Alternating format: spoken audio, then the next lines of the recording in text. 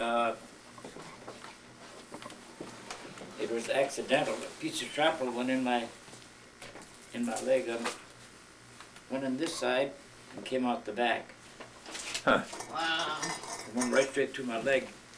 And if it would have been a hair, it came in here and came out the back. Piece of shrapnel. And if it would have been a hair over, it would have hit the bone, and of course would have Shattered it. I'd lost my foot probably. Huh. But I said that God is in everything, and he let me get that close to it.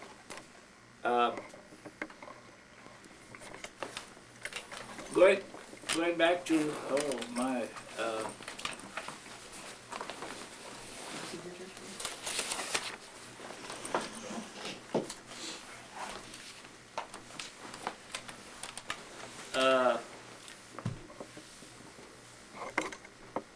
I went into the service in June. I think you got the fan on. That's okay. Oh, it's right there. There we go. Yeah, we don't need these. June 1942. I went into the service. I was up at Great Lakes, Illinois, and took my boot training there. And then I was transferred from the Great Lakes to Norfolk, Virginia. That was about 6 weeks after, so it would have been sometime August or September. And then I went from there to Norfolk, Virginia, where I was in the amphibious force. Anything you can remember from boot camp that stands out? Yeah, marching, walking, boot camp. When you first got in there, we had a leader that had been in training, and he used to know what it was to walk 20 miles every day or something like that. He was in training, and here us fellas that were fresh off of the street Yep. didn't know what it was to walk 4 or 5 miles, let alone 20 miles. And our initiation was we had to walk. It was about 20 miles, and they're just about killed, you know. Wow. And then they just gave you so much water, and they wanted to see how you survive. So it was excruciating. Is that a good Yeah, word? excruciating. Uh, They rationed your water even. they rationed your water, Huh. and so that you were in shape just in case you ran out of water. Huh. Uh, So was that actually marching or walking 20 miles? no, walking. Huh. No. I don't. Maybe it wasn't even 20 miles, but Way longer than you it wanted seemed to. like 100. Yeah. Not being used to it, it was quite grueling. Yep. Then they brought us into. They gave us our clothing, supplies, and they gave us a duffel bag. And you took and they gave you so many pairs of whites, a couple pairs of blues. The sailors wore white and blue, you know. Huh. Their blue was supposed to be dress uniform. Yep. Then they gave you hats, shoes, underwear, and all, soap, and all that you needed to survive. And they gave you a hammock. In those days, we slept in hammocks. And they weren't beds, they were hammocks. And that's the only hammock I seen the whole time I was in the service. And when I got aboard ship, they all had bunks. Huh. And the bunks on the USSI were about 3 or 4 high. One right on top of each other. And they gave you a locker where you kept your kept your gear.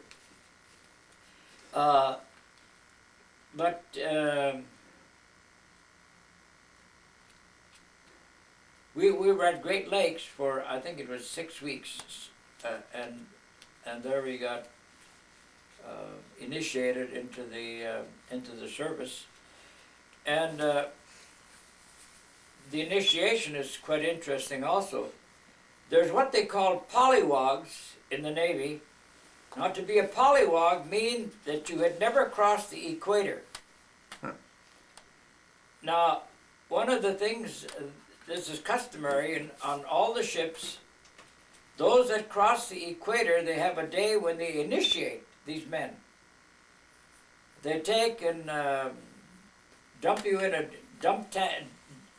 tank with the water, and then you're a servant for the crew for that one day. You got to polish their shoes, iron their clothes, clean their bed, do all the dirty work on the ship for that one day, because that was your day of initiation. After you're And crossing. once you passed that, then you did the same things on the other guys that hadn't crossed the equator. And of course, I remember being in a line, and those that were had crossed the equator, they had a strap, and as you walked down the line, they would whop you. And there was a big line of us, and of course we ran, ran through there The gauntlet. to get not to get the full blow of the strap. Did you get a certificate for when you crossed? Cross the equator? Yeah, Yeah. I've got a certificate, yeah. My dad crossed twice, I think, and he shrunk it down and carried it in his wallet the whole rest of his life, along with pictures of his buddies. Oh, no, I've got, I think I got a large plaque that they gave He's me. got a big one too, but then he shrunk one so we could carry it with him. Oh, yeah.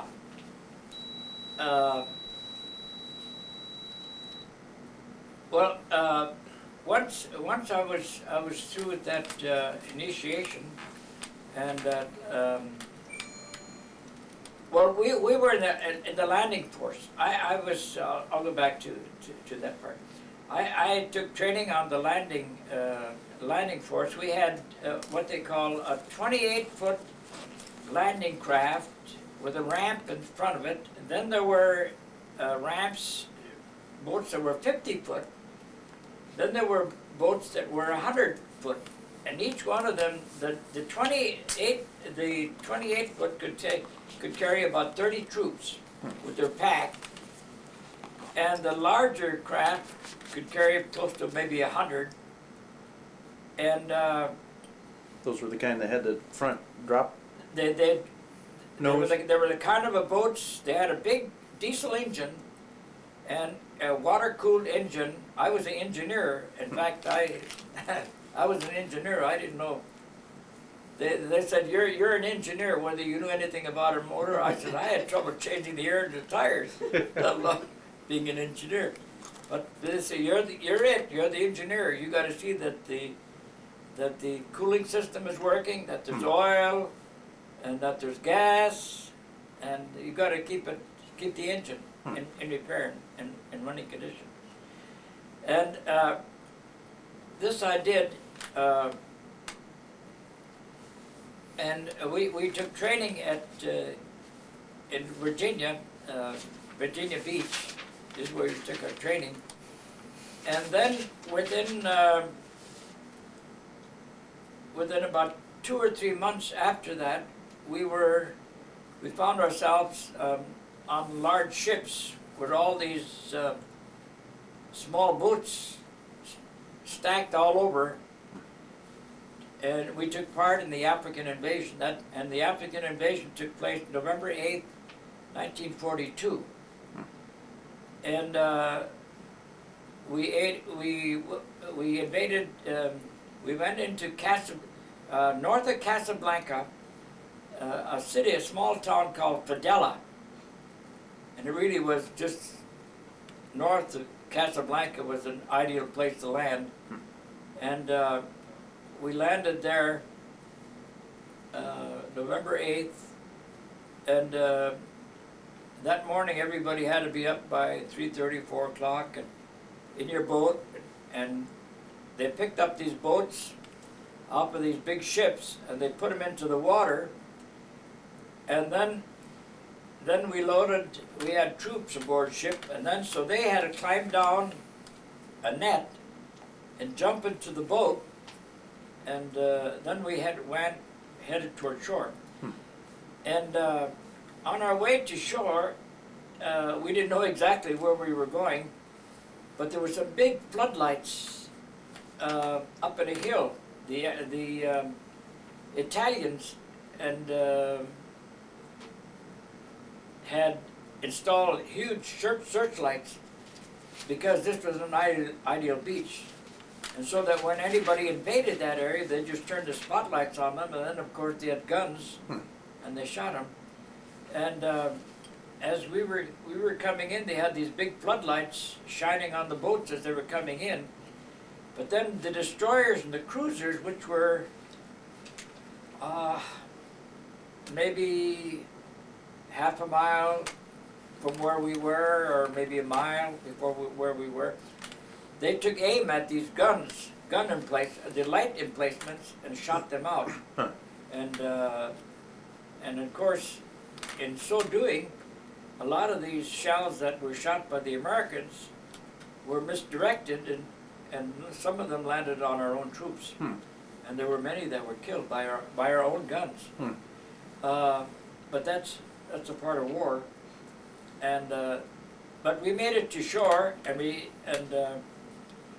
as we were coming into shore, there was coral reefs all the way along there. And when the tide was in, you were way up. When the tide was down, you were low. You were near these coral reefs. And I remember we got within maybe about 50 feet from shore, and we got hung up on a coral reef. And I was the engineer, and I had to jump into the water. This is 3 or 4 o'clock in the morning, and going back, and the screw on our boat came loose. So I dove underneath the boat in the water and see what was wrong. All the while. So we weren't going any place. Were they shooting at you still? Huh? Were they shooting at you from the? No, not Oh. no. Okay.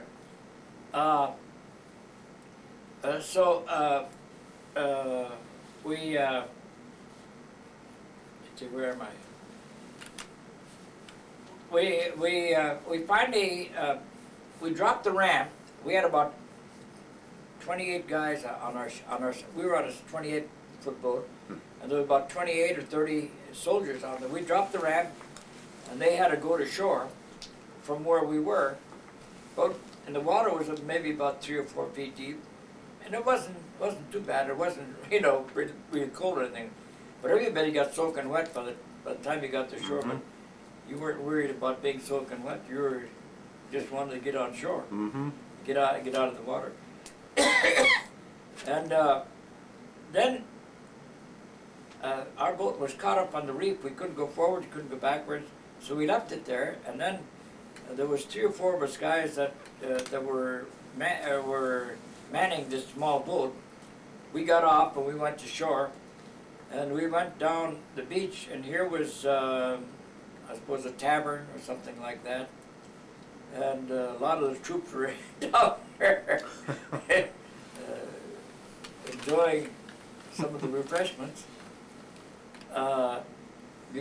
before they knew what was up. But then in the meantime, our ships were shooting, trying to get rid of the enemy that was the area, and of course it was hazardous. There was danger all over. And it was while I was on the beach there, we never did get back to our ship again. And it was while I was on the beach that I got wounded. I got by a hand grenade. Piece of the hand grenade. It was an accidental, and One of your own troops? one of our own, yeah. Just fell off his belt? Well, I don't. The spoon? Yeah. And so I was laying down on the sand. We'd been up all night, and it was late, it was dark. Still dark in the morning, Well, this was at night. Oh. This was at that same night. that same night, yeah. Huh. And as we were laying down on the sand there, here was this hand grenade, and the pin was pulled, and it went off. And I had my leg. I was laying down, and I had my leg cocked up. One leg was flat, the other one was cocked up, and the one that was cocked up had got a piece of strapper went to it. Huh. So Anybody else get hit? nobody else got hurt. No. Huh. And then so then I stood up and I started to run. I said, "Oh boy!" So we began to run, and as we were running, well, my foot got warm, and here blood was just running, oozing out of my leg, running into my shoe. Mm. And so in the meantime, there was corpsmen, there were fellows that came there. They came running over to me and put me on a stretcher. So you thought you were under fire, probably. Or did you think you were under fire, or did you know it was an accidental? No, I knew it was accidental. Huh. Yeah. And then then we stayed.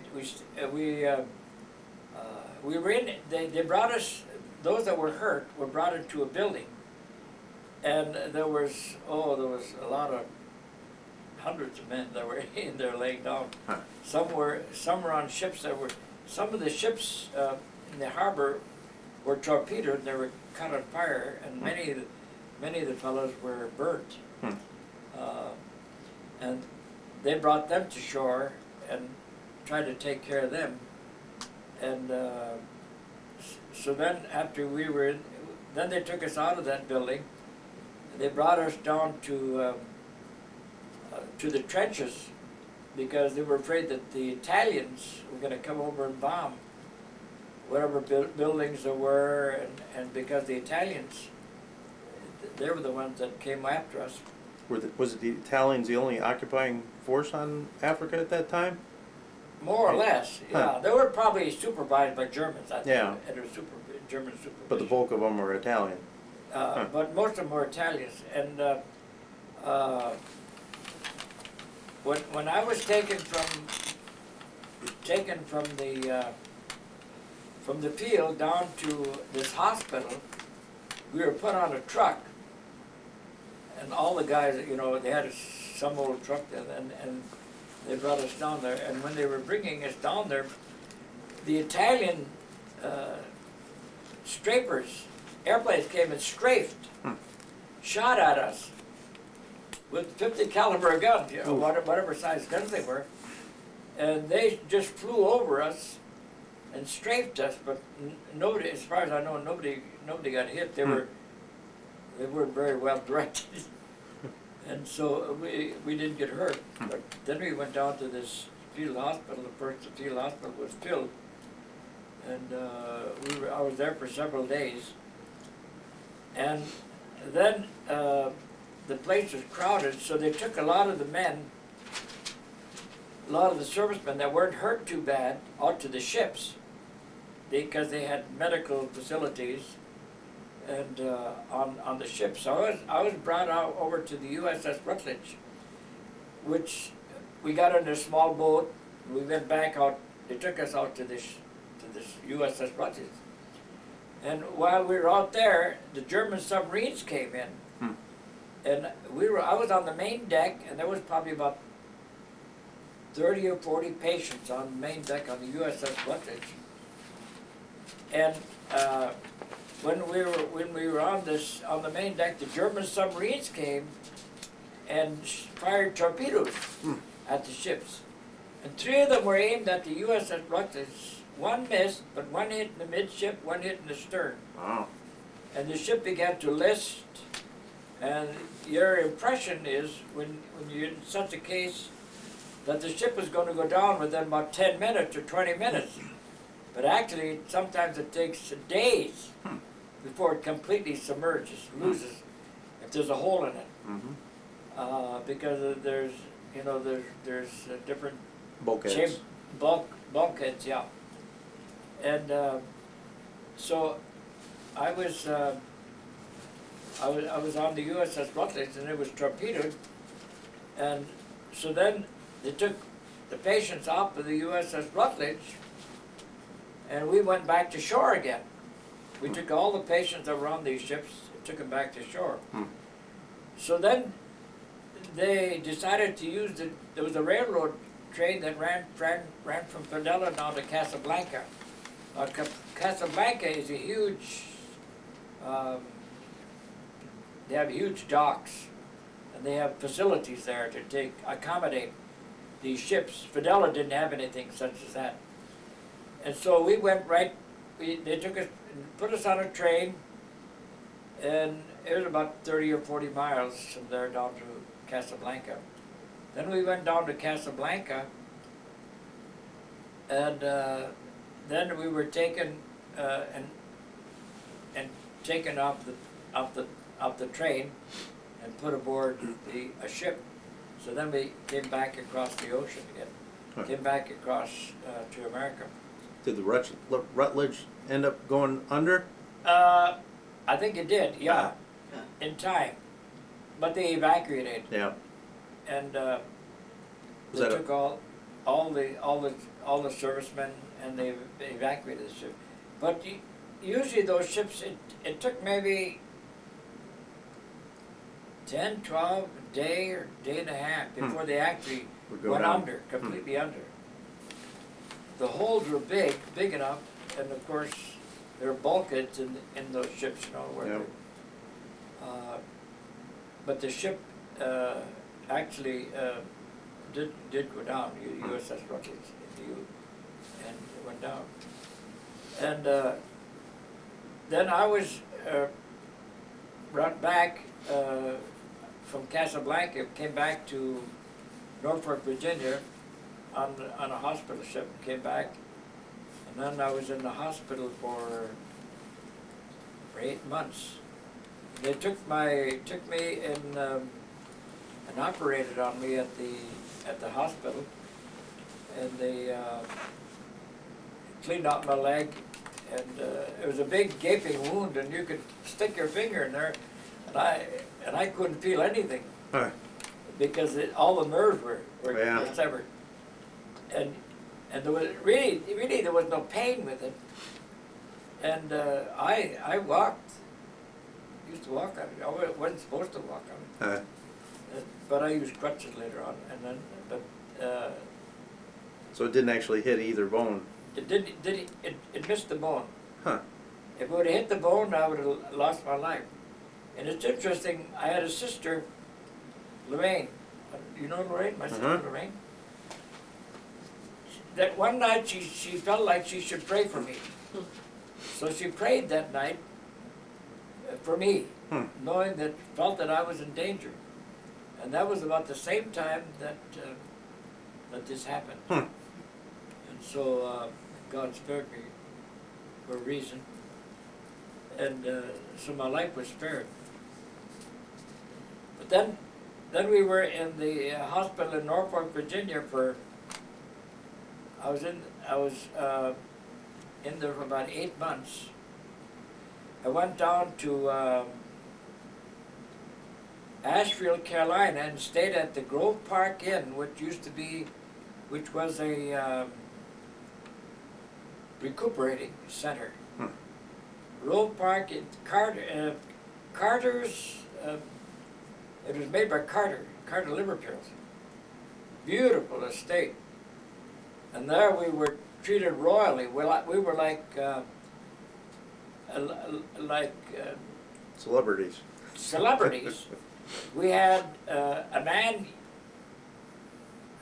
came into my room, and a black man came in, and he was just like he was taking care of somebody that was, "Good morning, sir. How are you, sir?" And I started to make don't make your bed. He said, "I'll make your bed." Then we went down into the dining room, and here we were given a menu. A menu, we hadn't seen a menu since we went into the service. Yep. And they gave you a choice of 2 or 3 things for breakfast, 2 or 3 things for dinner, and 2 or 3 things for lunch or supper, whatever you want to call it. And but we were treated royally. And they had horses there. We used to go horseback riding. They had tennis courts. How long were you there? I was there 30 days, 30 some days. Huh. And so I knew what royal treatment was. Yep. We had the best of food. Huh. And then the interesting thing, a lot of the girls from the community used to come up to this home. And being in the service, you hardly knew what a girl looked like, you know. So we were all excited about that, you know. We thought that was great. And they treated us royally. I remember a name of one, Nell Boswell. I thought she was my kind of girl. Until Peter came along. But Start reading your questions, Joshua. What'd you think when Pearl Harbor was bombed? Well, he wasn't gonna tell his story. Oh, Pearl Harbor happened before this, you know. Yeah. When Pearl Harbor was bombed, I was Upper Peninsula, up in Michigan, I think. you were not in the service yet? No, I wasn't in the service yet, no. Huh. Pearl Harbor was bombed in 1941, December 7th, 1941. Pearl Harbor was bombed. And actually, I was 4F in the service. Because of I had a bad enlarged heart.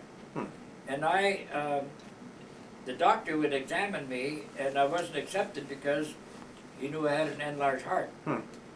But then I went to Chicago, and I had to go I got my draft card again, and had to go and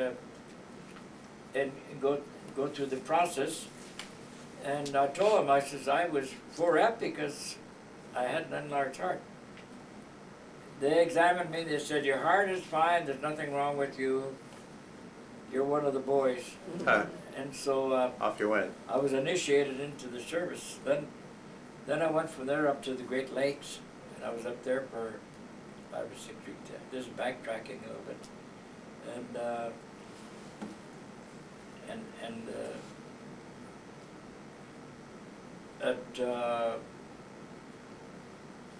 So you actually were effectively drafted then? Then I was drafted, yes. Yep. They examined my heart, found it was fine. So you went to A1? So I was A1, yeah. Yep. And then I was drafted into the service. I went in June. I was in Chicago, and I went into the service in June. And then that within 4 months, 3 or 4 months, I was in action.